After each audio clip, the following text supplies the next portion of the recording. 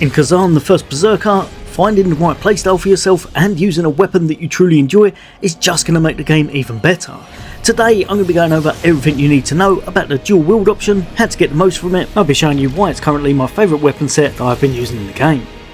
So first off, we're going to be going over its pros and cons, and honestly this thing is an absolute beast in the right hands and it's a lot of fun to play with because of its fast paced action. But along with all of the weapons, it does have some negatives as well, and the main ones for the deficit is probably going to be it's a little bit more single target focused because it doesn't have the sweeping attacks of its counterparts. However, on the upside, it is absolutely amazing to use in a kind of fast playstyle and really reminds me of kind of rogue combat when you're playing other games. As well as that, with the right move setup, which I'll be going over later, you can hit like an absolute monster and decimate all of the elites and bosses in the game very nicely. So going over some of the combos and some must know basics, I really enjoyed using the swift attacks in this, and whenever you can, try and invest in your whirlwind, as this is just going to make things really frantic, very fast, and it also allows you to kind of dodge the opponent's mid-flurry because you can activate it at any time. This thing is an absolute game changer when you start getting very good with it. It's really versatile, and honestly I feel it just completely suits the action of this weapon playstyle. One of the other things I really liked about this is that as well as it being able to mitigate, or should I say avoid damage completely, by very often jumping over the actual skill that enemies performing, I also found it works amazing on elites, bosses, and for taking out a lot of the smaller adversaries.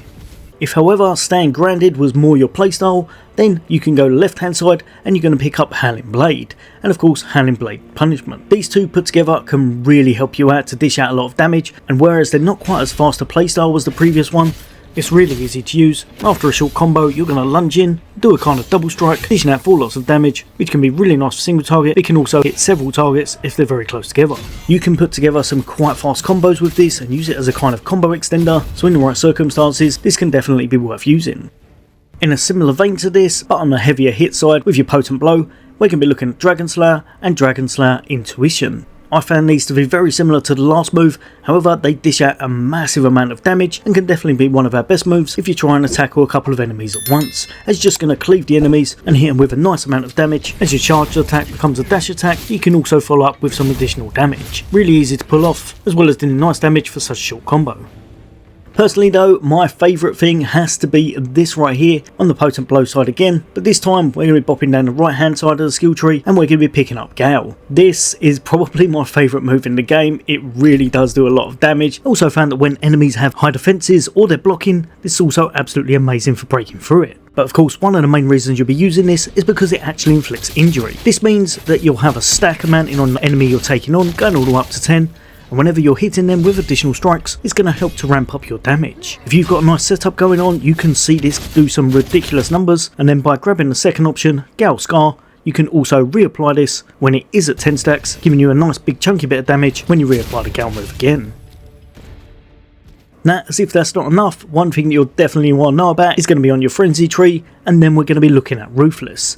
This is another absolutely devastating spirit move, and for just one spirit, this thing, when you pick your time with it, can dish out just some incredible damage, especially if you're able to find nice instances when the enemy is vulnerable and you're able to pull off a lot of hits at once. With the right setup, I believe this will be one of, if not the most powerful spirit move in the game. On its own, this is just a really good spirit move. However, we're going to go one further and you're going to use Gale, apply the wounds, then go into your Ruthless spirit move and watch as the enemy's health absolutely dwindles away.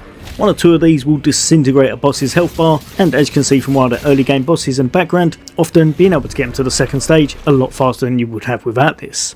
One thing that can be very helpful that you probably want to know about is how to actually close the distance on your enemies, and as with all of the weapon types, a dash into your light attack can really help out in a lot of situations. However, if you're after something a little bit more specialised, with the dual wield you can also spec into your Nimble Blitz, which I found worked hand in hand with the combat style you'll be playing into, because it's going to make you very mobile. As soon as you unlock Nimble Blitz, it's going to help you to get in and do an attack quick, but as you'll see in the background once more, it'll also help you whenever you can to avoid some of the enemy's attacks, dash backwards and also dish out a bit of damage as you pull off a strike yourself.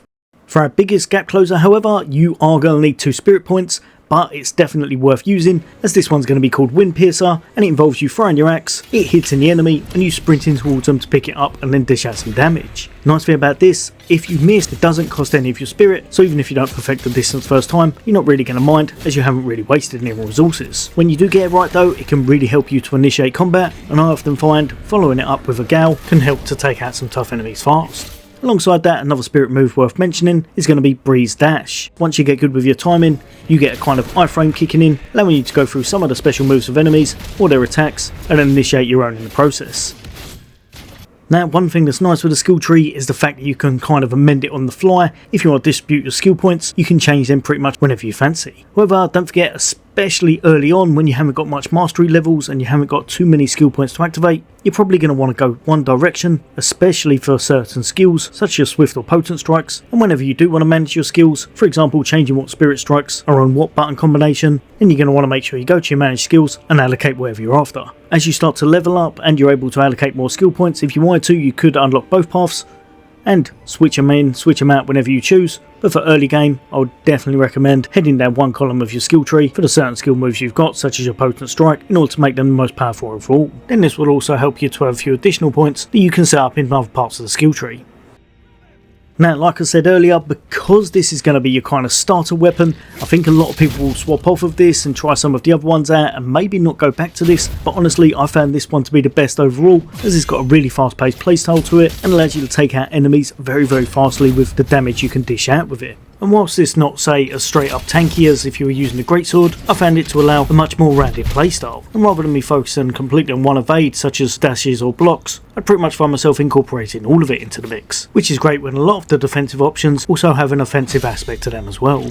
One thing you're definitely going to want to do though is try to enhance your endurance whenever possible, as a low base endurance will see you struggle with this weapon probably a little bit more than some of the others. Through how many times you'll be launching attacks, blocking attacks, evading, you can definitely find it quite endurance heavy.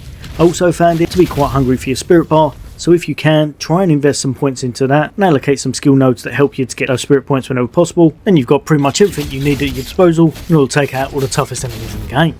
Going over to the actual dual wield weapon, and you'll see that the main part you're going to be focusing on is going to be your willpower.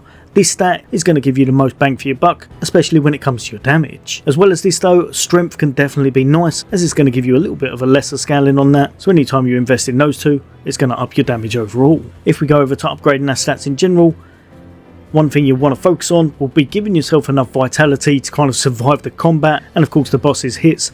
So depending on how far into the game, you'll definitely want to upgrade that as you go, but overall the stat priority I found is going to be willpower first, then you'll definitely want to put some into your endurance to a certain point, and then after that go into your strength and vitality, and lastly, if you've got any additional points left, you could use a bit of proficiency if you want to dwindle down their stamina bar a little bit, but it's not essential, especially early on.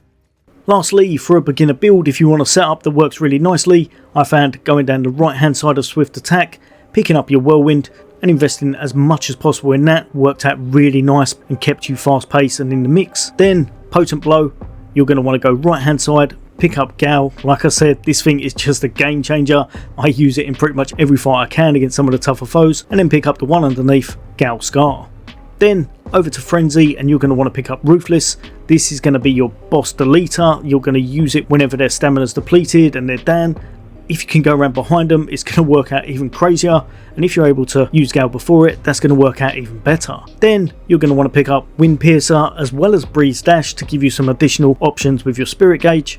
And then finally, over to Penetrate, you're going to want Nimble Blitz, as well as, if you have got the points, I didn't have it here, but if you have, Disciplined Action is going to work out absolutely amazing, as it's going to give you a little bit more survivability with your dodges. Over to Guard, and you're definitely going to want to pick Blowback. This is going to help you to get some additional damage. Now, whenever you're getting those perfect parries, you're going to do some extra damage on the enemy. And then finally, over to your Commentary, you're going to want to pick up a little bit of resources management, so you're going to invest in Berserk Spirit and Indomitable Spirit in order to get that back a little bit faster. Right, hopefully I've not taken up too much of your time. I'm having an absolute blast with this game and finding it a lot of fun at the moment. There'll be a lot more content away from me, hints, tips, guides and builds. As always, Wolfens Gaming, take care.